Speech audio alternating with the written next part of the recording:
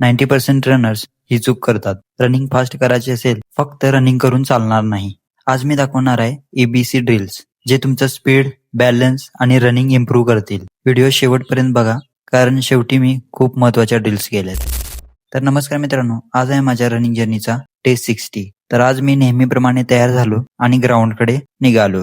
तिकडे पोहोचल्यावर मी सर्वात आधी 10 मिनिटं वॉर्मअप केला जेणेकरून माझी बॉडी वर्कआउटसाठी रेडी होईल.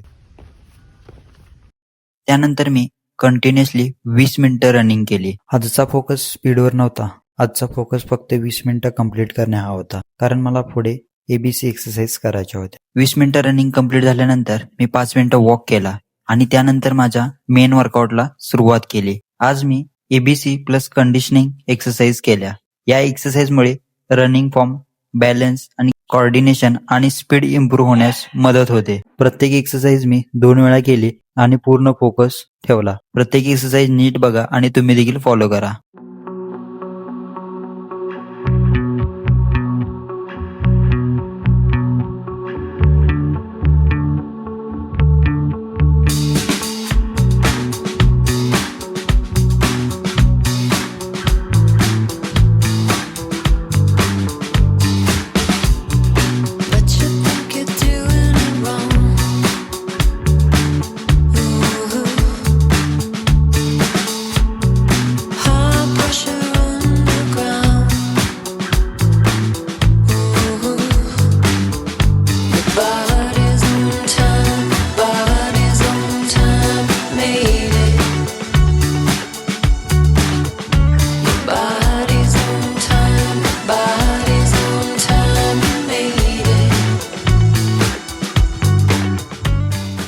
वर्कआउट कंप्लीट झाल्यानंतर बॉडी रिकव्हरीसाठी मी 10 मिनिटं स्ट्रेचिंग केली. आजचा वर्कआउट खूप चांगला झाला आणि रोज थोडा थोडा इम्प्रूव्हमेंट दिसत आहे.